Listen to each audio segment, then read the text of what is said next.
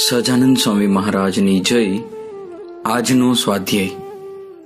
સોખડાના પરમ ભક્ત સારાભાઈ તથા પરમ ભક્ત જસભાઈ બંને ભાઈઓ ઘણી વખત સ્વામીશ્રીને પ્રાર્થના કરતા કે અમારા વયોવૃદ્ધ બાપુજી છગનભાઈ દાજીના જીવનમાં આપ પ્રગટની ઉપાસના દ્રઢ કરાવી આપો ને. આમ બહુ પ્રાર્થના કરતા એટલે એક વખત સ્વામીશ્રીએ કહ્યું કે આપણે ઘેર પધરામણીએ આવીશું અને દાજી સાથે ગોષ્ઠી કરીશું. થોડા દિવસ પછી સાંજના સમયે સ્વામીશ્રી એમના ઘરે પધાર્યા. દાજીને સામે બેસાડ્યા અને સ્વામીશ્રીએ શાસ્ત્રીજી મહારાજના વખતના જૂના જૂના પ્રસંગોની સ્મૃતિઓ કરાવવા માંડી. પ્રસંગો સાંભળી દાજી ખૂબ જ આનંદમાં આવી ગયા. એમ કરતા કરતા સ્વામીશ્રી તો શાસ્ત્રીજી મહારાજની છેલ્લી માંદગીના પ્રસંગો દાજીને કહેવા લાગ્યા. આ સાંભળી શાસ્ત્રીજી મહારાજ પ્રત્યેના અપાર હેતને લઈને દાજીની આંખમાં આંસુ ઉભરાવા લાગ્યા. સ્વામીશ્રીએ છેલ્લો પ્રસંગ કહેવાની શરૂઆત કરી.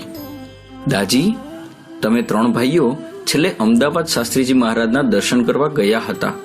ત્યારે શાસ્ત્રીજી મહારાજની બીમારી જોઈને તમે કહ્યું હતું કે અમારા મોટા તો ધામમાં ગયા અને તમે પણ અમને છોડી જશો તો પછી અમારું કોણ? અને એમ કહીને તમે શાસ્ત્રીજી મહારાજના ખોળામાં માથું મૂકીને રડી પડેલા, બરોબર ને? આ સાંભળી દાજી એકદમ જ સજાગ થઈ ગયા. પછી સ્વામીશ્રીએ કહ્યું, દાજી, તે વખતે શાસ્ત્રીજી મહારાજે તમને શું કહ્યું હતું તે યાદ આવે છે?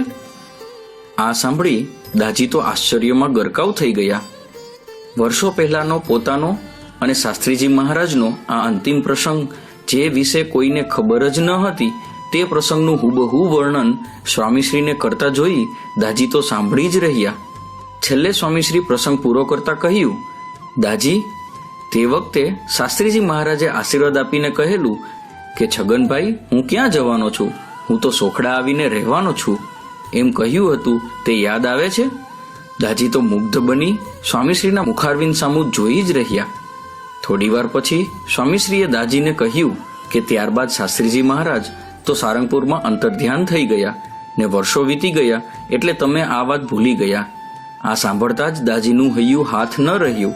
એમને અંતરમાં પ્રતીતિ થઈ ગઈ કે શાસ્ત્રીજી મહારાજ ગયા જ નથી, પણ એમના અંતિમ વચન પ્રમાણે હરિપ્રસાદ સ્વામીજી દ્વારા સોખડામાં અખંડ રહ્યા છે અને અત્યારે શાસ્ત્રીજી મહારાજ જાણે પોતે જ એમની સાથે અંતર પકડી વાત કરી રહ્યા છે.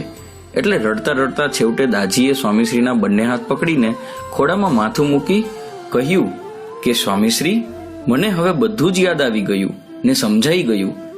તમે જ મારા શાસ્ત્રીજી મહારાજ છો. હવે હું તમને નહીં છોડું.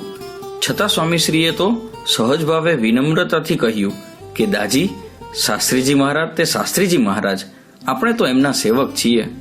થોડા દિવસો બાદ દાજી બીમાર હોવા છતાં બેસતા વર્ષે અન્નકૂટના દર્શન કરવા જૂના મંદિરે આવ્યા.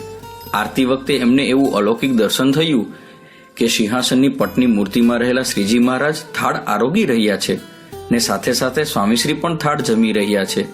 હર્ષથી પુલકિત થતા તેમને આ વાત સંતોને તથા પોતાના દીકરાઓને કરી અને મનુષ્યભાવની દ્રષ્ટિ ટાળી સ્વામીશ્રીનું યથાર્થ સ્વરૂપ ઓળખી લઈ સ્વામીશ્રીની પ્રસન્નતા મેળવી લેવાનો અનુરોધ કર્યો. મહારાજે દાજીને કેવી સુંદર પ્રતીતિ કરાવી. પ્રગટ અને પ્રત્યક્ષની નિષ્ઠાની દ્રઢતાનો કેવો અલૌકિક આનંદ. જય સ્વામિનારાયણ. પ્રગટ ગુરુ હરિપ્રસાદ સ્વામી મહારાજની જય જય જય. આત્મીય સમાજની જય જય જય.